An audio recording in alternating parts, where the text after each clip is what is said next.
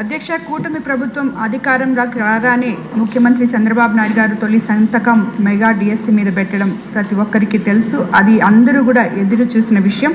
అలాగే ప్రభుత్వం అధికారంలోకి రాగానే మన యువ నాయకులు నారా లోకేష్ బాబు గారు 148 రోజుల్లోనే 16,000 సుమారు 347 మందికి మెగా డిఎస్సి ద్వారా టీచర్ ఉద్యోగాలు ఇవ్వడం కూడా నిజంగా ఎంతో గొప్ప విషయం. దీని గురించి ఇంతకుముందే మంత్రివర్యులు సవినయంగా అందరికీ అసెంబ్లీ తరఫున మొత్తం అందరికీ కూడా వివరించడం జరిగింది.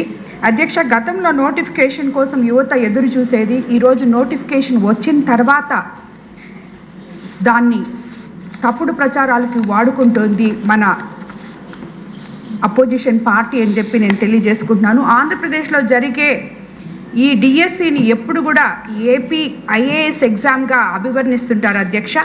అంత గొప్ప ఎగ్జామ్.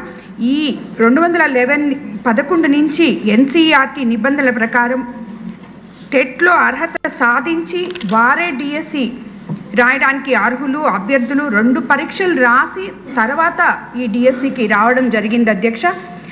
అలాగే వాళ్ళు ఇచ్చిన జీవోనే 23లో ఇందాకే చెప్పారు మంత్రివర్యులు కూడా, నంబర్ 77 GAD 2823 ఇచ్చిన స్పోర్ట్స్ క్వాటా నియామకాలను కొత్తగా రోస్టర్ విధానాన్ని తీసుకొచ్చిందని మనకు అందరికీ తెలుసు. వాళ్ళు వర్టికల్ రిజర్వేషన్ స్థానంలో హారిజంటల్ రిజర్వేషన్ తెచ్చారనే విధానాన్ని మర్చిపోయి మనం క్రెడిట్ చోరీ చేశామని చెప్పి మాట్లాడతారు. అసలు వీళ్ళు ఎక్కడ మనల్ని క్రెడిట్ చోరీ చేయనిచ్చారు? వీళ్ళు ఎప్పుడు ఉద్యోగాలు ఇచ్చారు? దాన్ని మనం దొంగలించి మళ్ళీ వీళ్ళకి ఇవ్వడానికి 2019లో ఏమీ ఇవ్వలేదు, 20లో ఇవ్వలేదు, 21లోనూ ఇవ్వలేదు, 22లో ఇవ్వలేదు, 23లో ఇవ్వలేదు. 5 ఏళ్ళు ఇచ్చింది సున్నాని.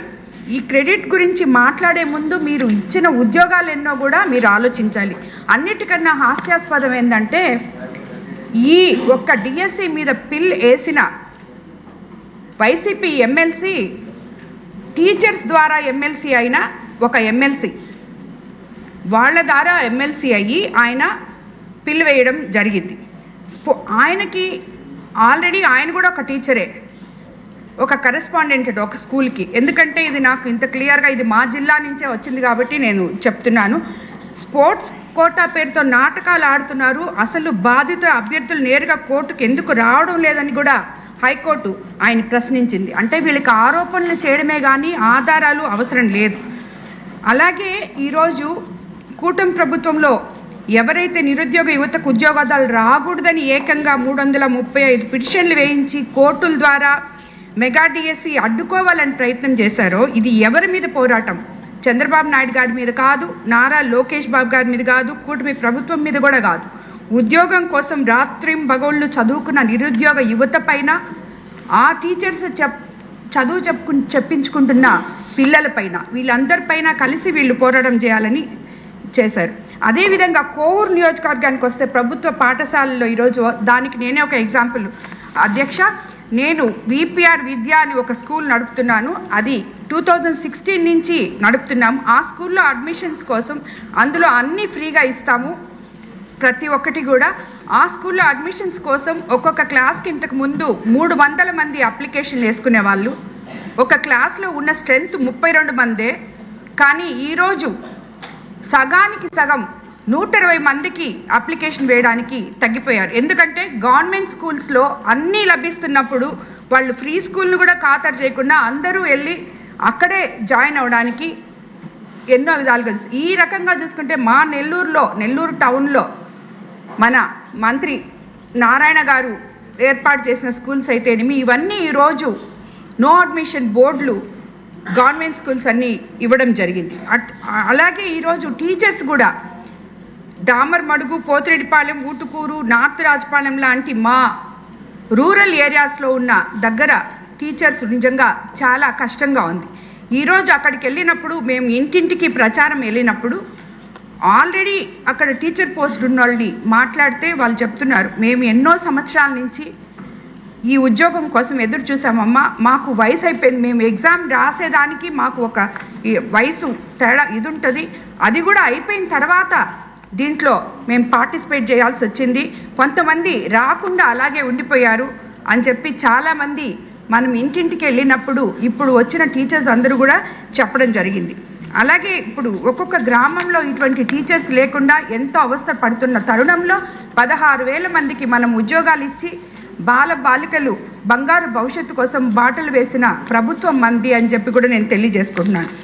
ఒక టీచర్ పోస్ట్ భర్తీ అయితే ఒక నిరుద్యోగ యువకుడికి ఉద్యోగం వస్తుంది. అదే సమయంలో ఒక తరగతి గదిలో పిల్లలకు కూడా ఉపాధ్యాయుడు వస్తాడు అనే విషయాన్ని కూడా మర్చిపోయిన గత ప్రభుత్వం ఈరోజు మెగా డిఎస్సి గురించి మాట్లాడుతుంది. అవగాహన లేని వాళ్ళు ప్రతి ఒక్కరూ మా జిల్లాలో అయితే మా కోవూరు కాన్స్టిట్యున్సీలో అయితే ఈ మెగా డిఎస్సి గురించి పోరాటాలు చేశారు, ర్యాలీలు చేశారు. కానీ వాళ్ళకి అర్థం కానిది ఏంటంటే ఆ ర్యాలీలో ఏ ఒక్కరు కూడా స్థానికులు పాల్గొనలేదు. కోవూరు కాన్స్టిట్యున్సీలో గూడూరు వాళ్ళని తీసుకొచ్చి వాళ్ళు పిలిచాల్సి వచ్చింది. అంటే ప్రజలకి ప్రతి ఒక్కరికి వాళ్ళు ఏం చేస్తున్నారో మనం ఏం చేస్తున్నామో అర్థమవుతుంది అని చెప్పి నేను దీన్ని బట్టి నేను తెలియజేసుకుంటున్నాను. ఎందుకంటే 4 దగ్గరలో ర్యాలీలు చేస్తే 4 దగ్గరలో కూడా బయట వాళ్ళని తీసుకొచ్చి అందరూ టీవీల్లో కూడా వీక్షించారు, విచిత్ర విన్యాసాలు చేశారు మా కోవూరు కాన్స్టిట్యున్సీలో ఈ ర్యాలీలు జరపడానికి.